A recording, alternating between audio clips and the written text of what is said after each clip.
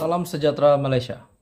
Saudara-saudara semua, setelah beberapa isu yang hangat beberapa hari ini dan beberapa hari kebelakangan ini, dengan isu pembekuan akaun lah, dengan isu pelantikan ataupun pelantikan ahli keluarga yang disebut nepotisme, dan pada akhirnya hari ini saudara-saudara semua, dengan pelantikan Nurul Izzah Anwar sebagai penasihat kanan ekonomi dan keuangan kepada Perdana Menteri, mengundang pelbagai reaksi, pelbagai respon daripada ahli politik.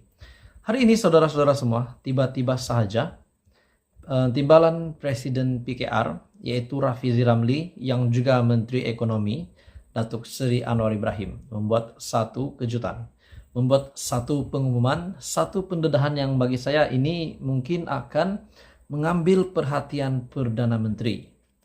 Menurut Rafizi, lantikan ahli keluarga perlu dielak. Wow. Adakah dengan kenyataan Rafizi ini beliau tidak bersetuju dengan tindakan Datuk Seri Anwar Ibrahim?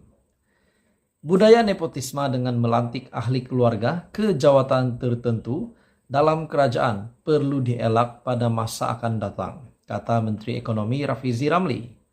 Timbalan Presiden PKR itu, dia menyedari pelbagai kritikan berhubung pelantikan Nurul Izzah, yaitu anak Datuk Seri Anwar Ibrahim, sebagai penasihat kanan ekonomi dan keuangan kepada Perdana Menteri Anwar Ibrahim dan Muhammad Iqbal sebagai majlis khas kepada Speaker Dewan Rakyat Johari Abdul.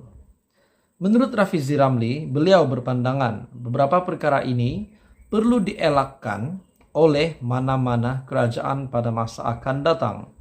Bagaimanapun, bagi kes Nurul Izzah dan Iqbal, pelantikan sudah pun dibuat menurut Rafizi Ramli. Adakah ini bermakna Rafizi Ramli tidak setuju dengan kenyataan Perdana Menteri, dengan tindakan Perdana Menteri melantik Nurul Izzah sebagai penasihat beliau, yaitu penasihat kanan, ekonomi dan keuangan kepada Perdana Menteri? Saudara-saudara semua, memang tidak boleh dinafikan, ramai yang memberikan reaksi yang negatif berkaitan dengan pelantikan Nurul Izzah Anwar. Tetapi kita kena terima hakikat juga bahwa ramai juga yang menyokong tindakan ini. Menurut Rafizi Ramli, lantikan itu diharapkan dapat membuktikan dengan membawa nilai tambah. Ia tidak melibatkan dana awam. Apa yang kita harapkan sekarang ialah mereka perlu membuktikan mereka akan membawa nilai tambah. Saya yakin mereka ada peranan masing-masing. Dengan kenyataan Rafizi Ramli, memang beliau akur dengan keputusan daripada Datuk Seri Anwar Ibrahim dengan pelantikan Nurul Izzah sebagai penasihat Datuk Seri.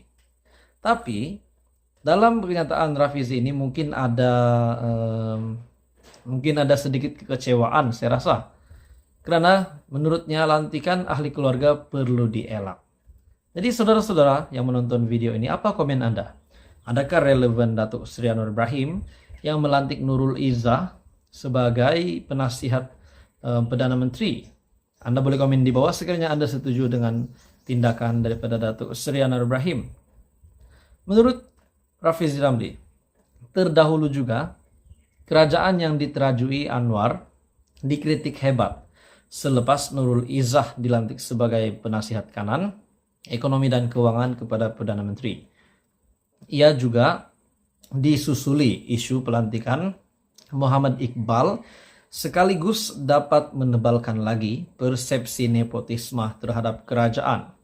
Sementara itu Rafizi Ramli berkata, pihak yang terbabit dalam membuat keputusan sedemikian wajar mengambil perhatian terhadap pandangan rakyat. Di peringkat PKR kita harap kita move on, dan cabaran itu ada pada Nurul Izzah dan juga Iqbal untuk membuktikan mereka ada nilai tambah dalam keadaan mereka tidak mengambil sebarang uang rakyat. Saudara-saudara semua, apa komen Anda dengan isu hari ini? Jangan lupa tekan butang like, share video ini, dan jangan lupa tekan butang subscribe, sebab subscribe itu percuma. Teruskan bersama di dalam channel ini untuk perkembangan politik yang seterusnya. Salam sejahtera Malaysia. Satu lagi isu hangat yang saya nak kongsi dengan Anda. Ini satu pendedahan yang sangat menarik bagi saya dan saya percaya ramai yang minat mendengar pendedahan daripada Ismail Sabri Yaakob, yaitu naib Presiden UMNO pada hari ini. Tular di media sosial berkenaan dengan pemilihan presiden sebelum ini, pemilihan timbalan presiden sebelum ini. Sebelum pun Khairi dipecat, ada kabar angin mengatakan Ismail Sabri Yaakob akan bertanding jawatan Presiden UMNO. Memang ada. Tapi hari ini saudara-saudara semua, kejutan besar. Ismail Sabri Yaakob membuat satu pengakuan yang bagi saya ini memang mengejutkan ramai orang. Beliau berkata bersedia. Akhirnya Ismail Sabri Yaakob membuat pendedahan ini.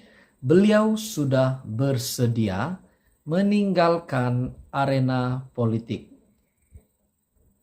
Adakah bermakna Ismail Sabri Yaakob sebagai naib Presiden UMNO hari ini bersedia untuk meletakkan jawatan, bersedia untuk dipecat, ataupun apa sajalah yang penting beliau sudah kata bersedia untuk meninggalkan arena politik arus perdana.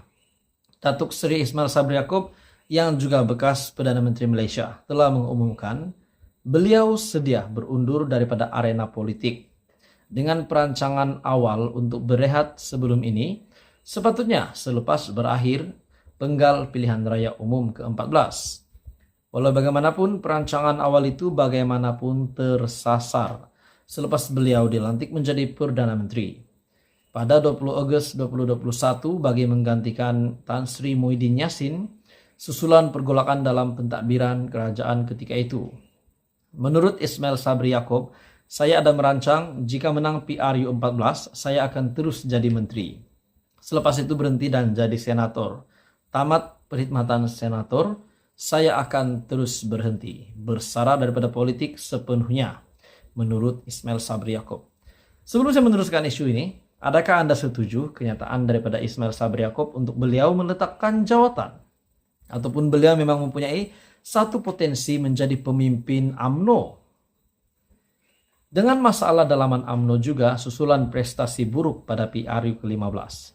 Ahli Parlimen Beira itu, yaitu Ismail Sabri Yaakob, yang dilihat seperti tidak lagi sehaluan dengan kepimpinan tertinggi parti. Beliau membuat pendedahan PRU pada 19 November yang lepas, ataupun pilihan raya umum ke-15 yang lepas, adalah PRU yang terakhir disertainya. Ini satu pendedahan yang mengejutkan. Top 5 UMNO, kepimpinan tertinggi UMNO. Menurut saya, secara pribadi, kedua-duanya ada kebaikannya. Kalau Datuk Seri Ismail Sabri Yaakob berhenti ataupun mengundur diri daripada UMNO dan fokus untuk benda yang lain yang mungkin memberikan manfaat dalam kehidupannya, mungkin oke. Tetapi mungkin masih ada pengundi, masih ada pengikut-pengikut Ismail Sabri Yaakob yang berharap beliau untuk menerajui kepimpinan tertinggi UMNO itu tidak boleh dinafikan. Itu memang ada.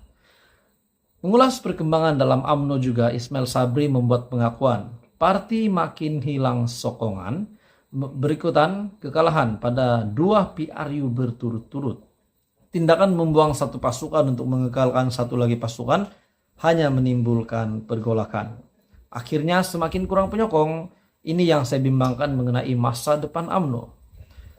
Kalau begini saudara-saudara, kenyataan daripada Ismail Sabri Yaakob ini betul, spekulasi yang dibuat betul, dengan pemecatan KJ, dengan penggantungan Hishamuddin Nussin dan juga Syahril Hamdan, dengan Tan Sri Noh Omar yang juga dibuang, dipecat daripada UMNO.